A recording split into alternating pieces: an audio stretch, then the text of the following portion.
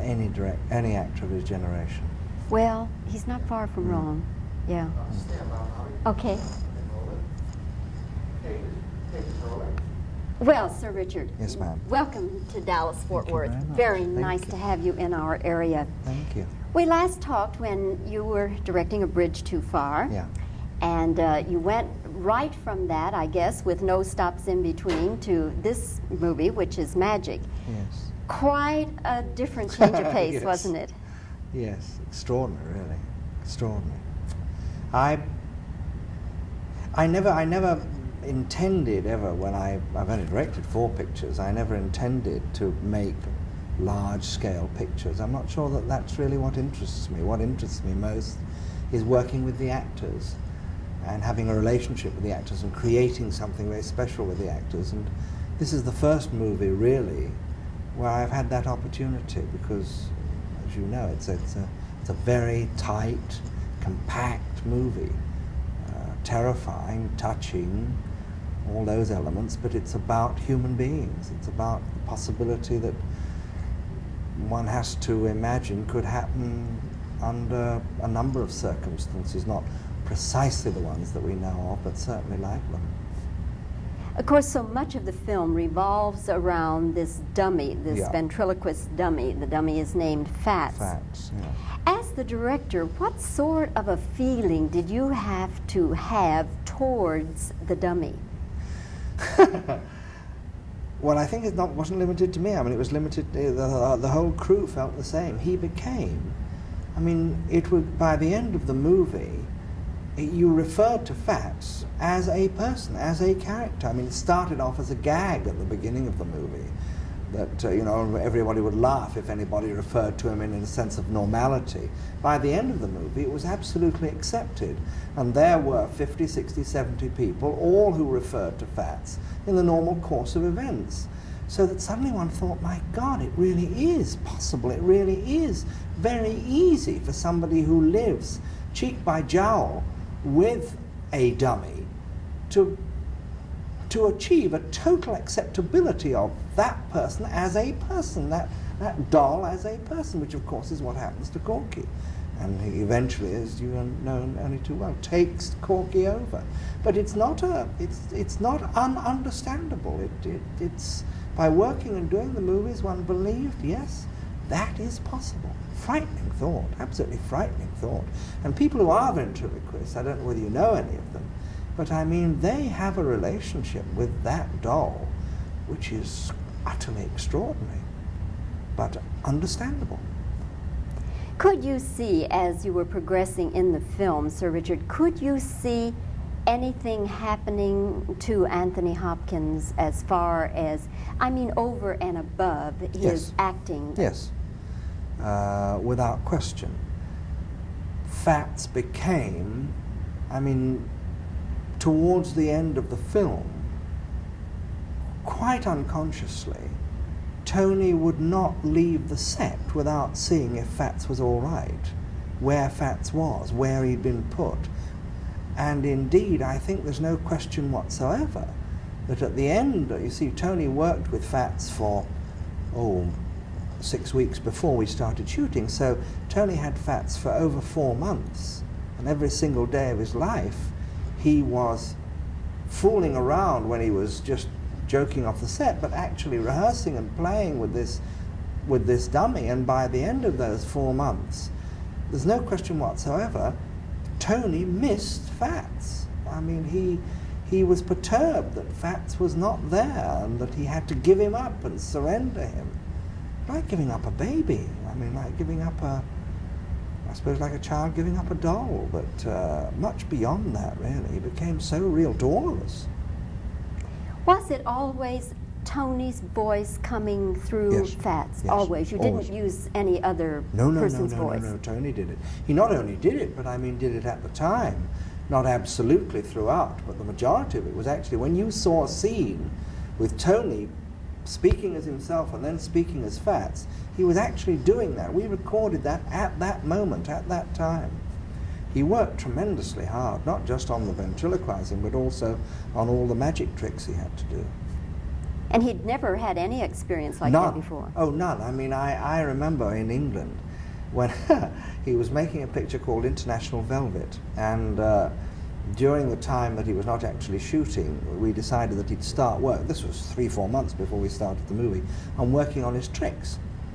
And I found a magician, and one Saturday we went up to Tony and Jenny's apartment, and the magician said that he would start to train him, and he took a pack of cards out of his pocket and he said, well, Mr. Hopkins, we'll start very simply. I mean, nothing complicated at all.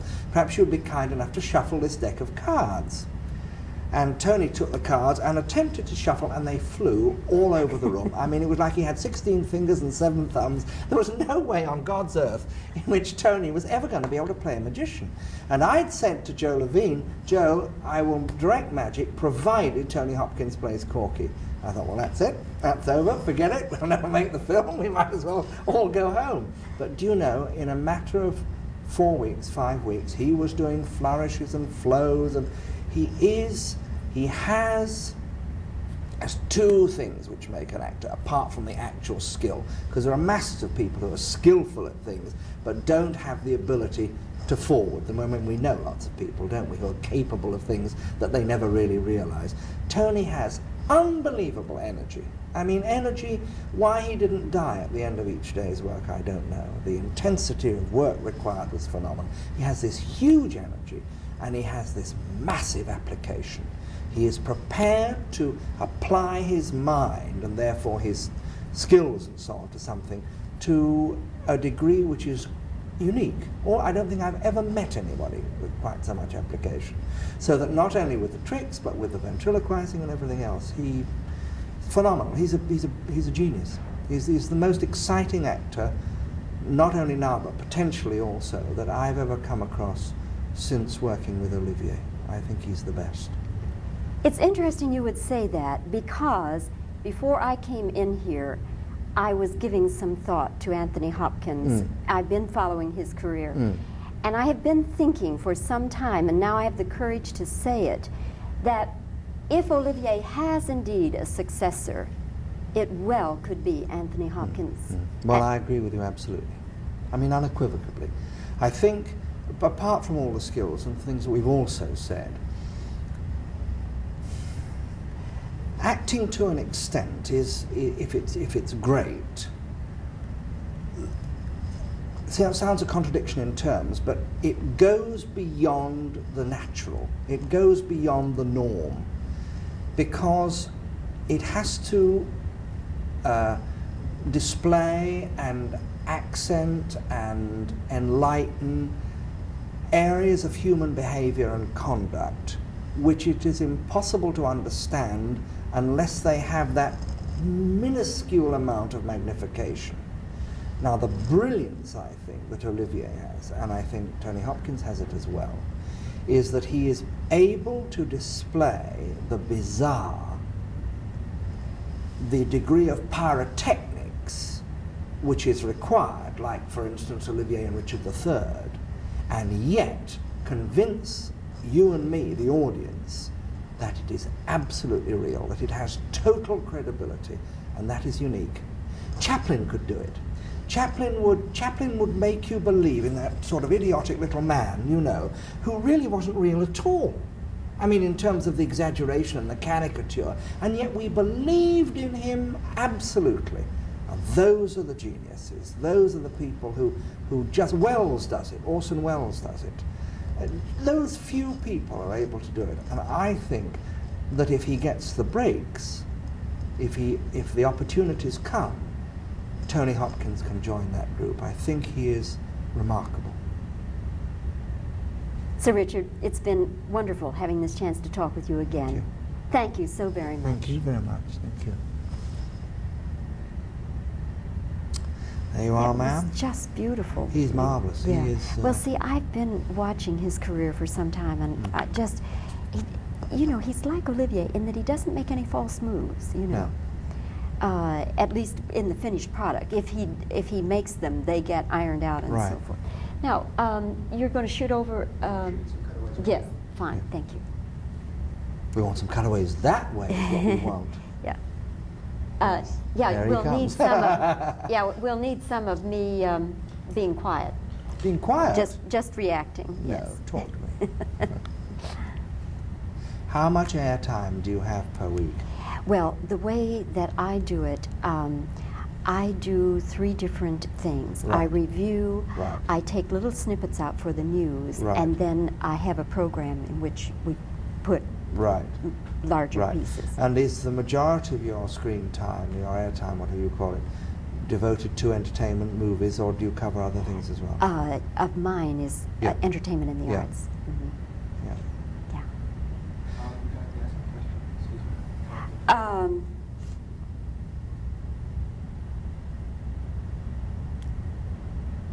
Yeah, let me just ask the one question then. How are we doing for time? We've got a few minutes left. Okay. 4 minutes. All right, I'll ask one question then. Keep it rolling. Okay.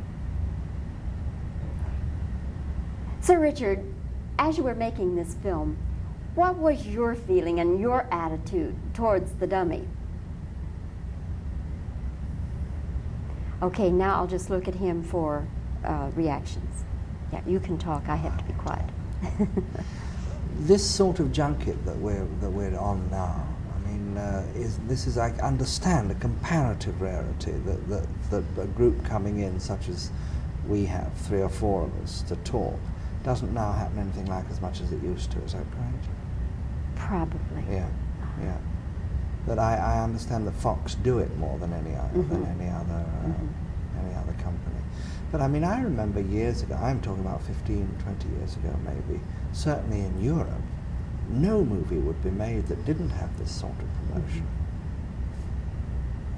There It's you true. are. That's beautiful. Look at that smile. Yes. How's that? Okay? Very good. All right. But I gather it really is a rarity now. What's an interview? I'm having a marvelous time. I love it. Love doing all these things. Are you currently working on a film? In a film? No. No.